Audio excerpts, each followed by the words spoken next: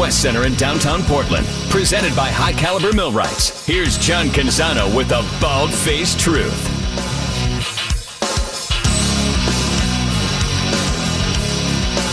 Oregon is at Stanford on Saturday. Oregon on the road. You are permitted, if you're a Duck fan, to be worried about Oregon if they're going on the road. They have not been a great road team. Certainly last year they beat Cal.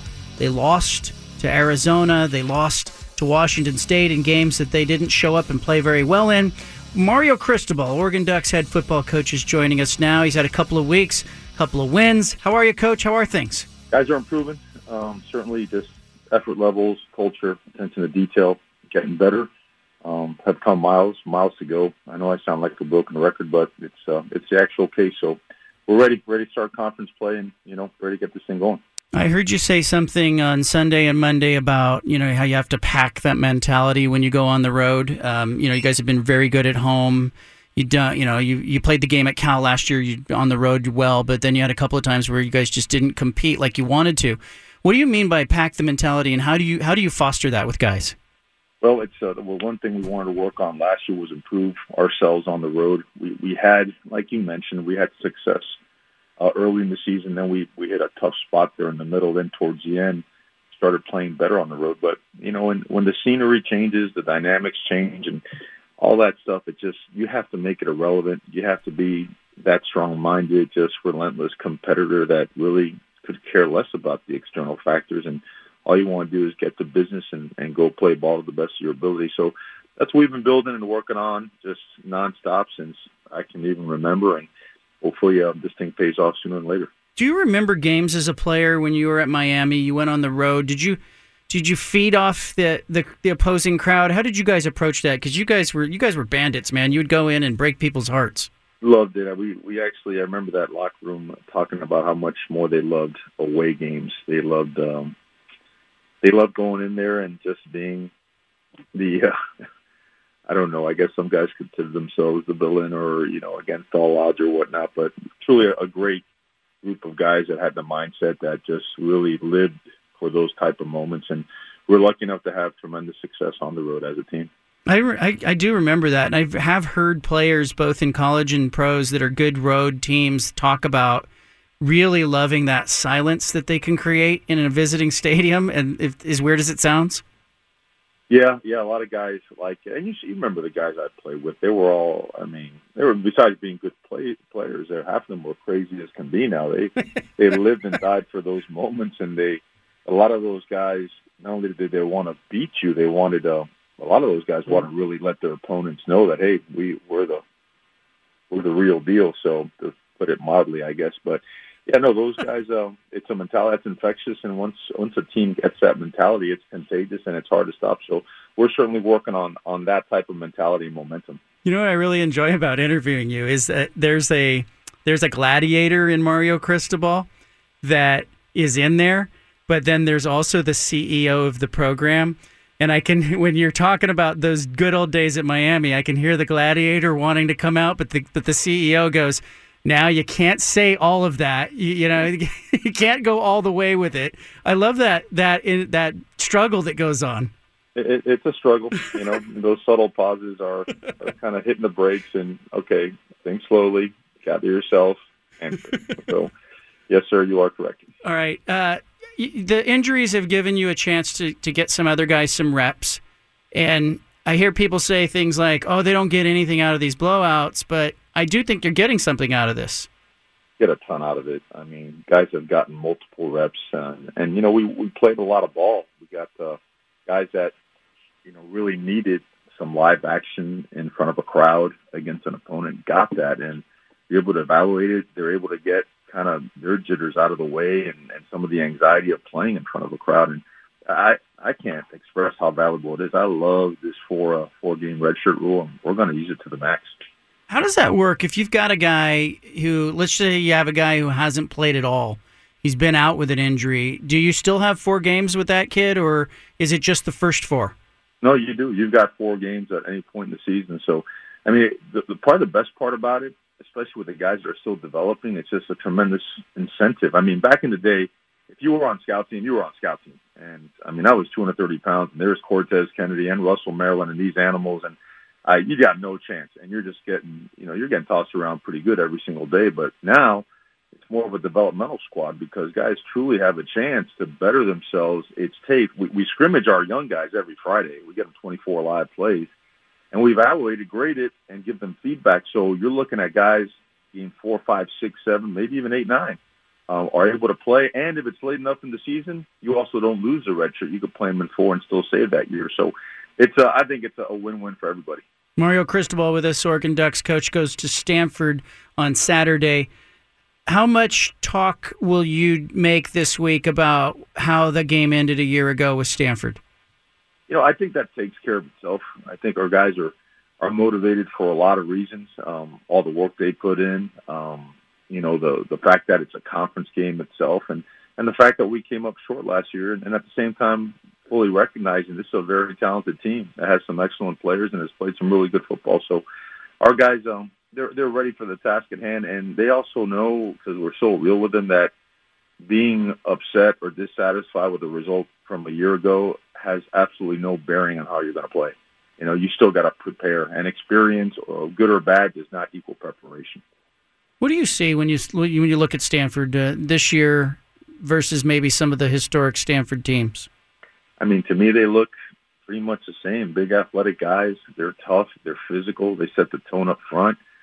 Their quarterback is a dynamic player. They've got big dynamic tight ends and wide receivers. Their back is explosive. Their linebackers will strike you and knock you back. Their corner is considered maybe the best in the country. So I kind of see the same blueprint unfolding again, just really talented guys that have a really good scheme and always present a tremendous challenge.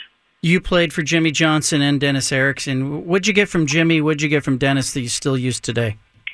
Oh, gosh, so much. How much time do we have on this show? It's a lot. At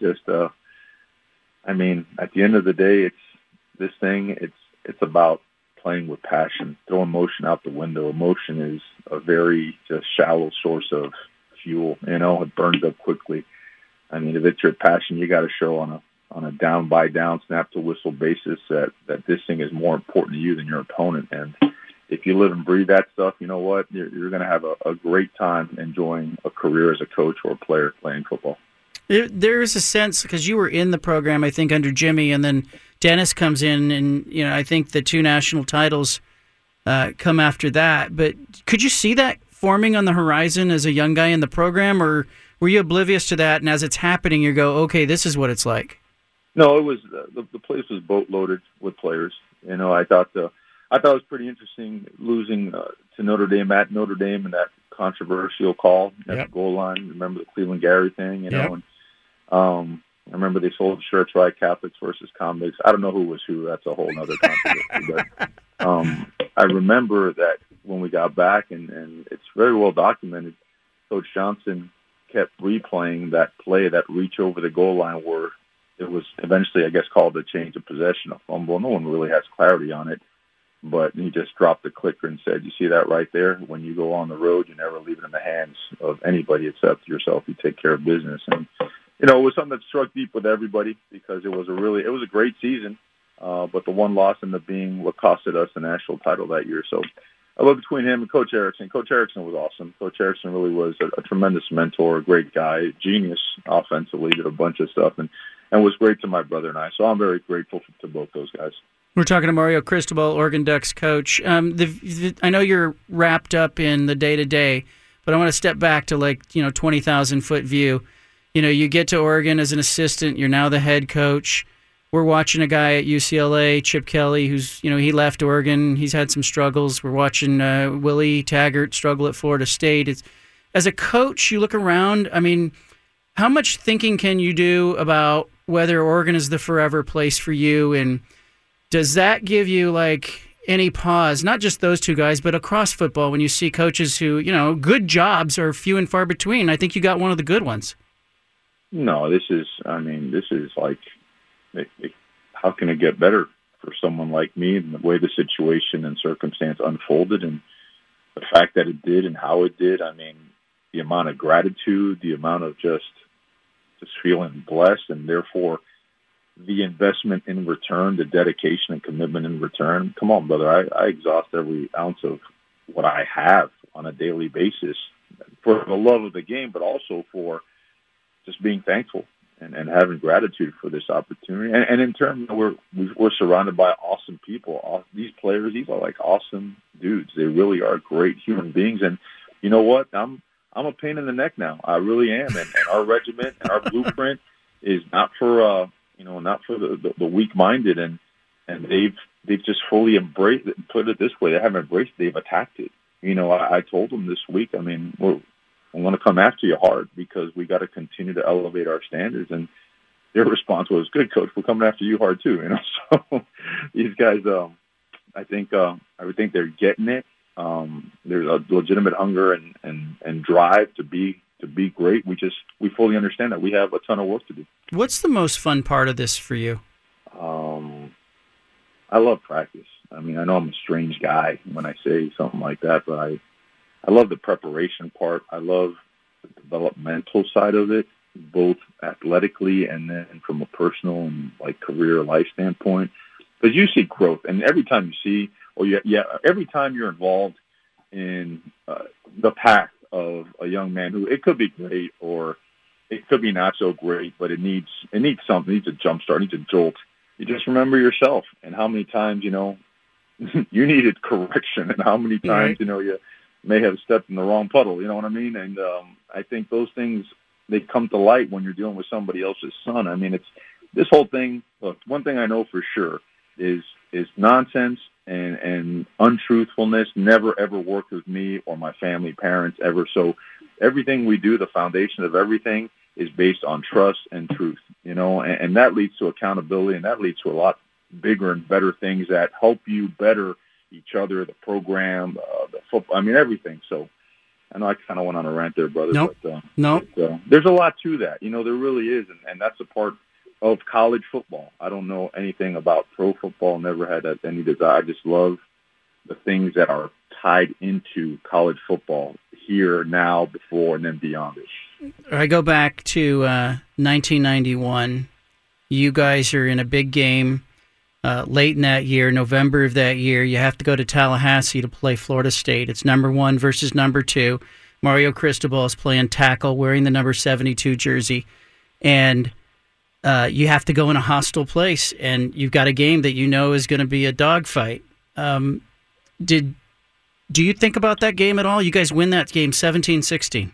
All the time. I was wide right one. It was the original, and what's kind of crazy about it, I remember scoring on the first drive and scoring on the last drive, knowing that in between it was a battle that, you're sore for weeks, man. You don't recover from something like that for a while, but just remember completely just being exhausted and expended on the field and just kind of seeing that ball come off the foot of the kicker and going, that thing is not going to go through. And when it didn't, it just, it's awesome, man. It's awesome. Those kind of feelings, those kind of moments is what you want for your guys. So that's why we grind like we do.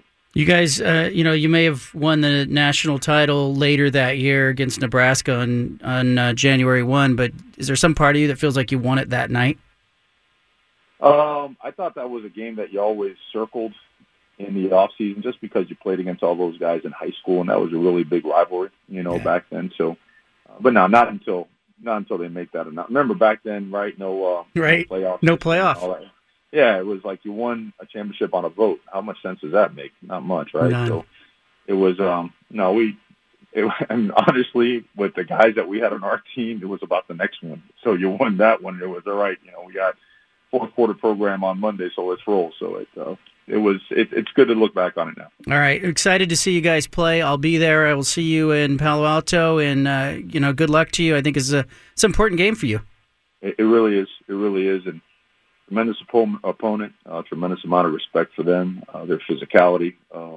They do it right. They do it right, and they have a good program. And we need to go on the road, and we need to play our best football.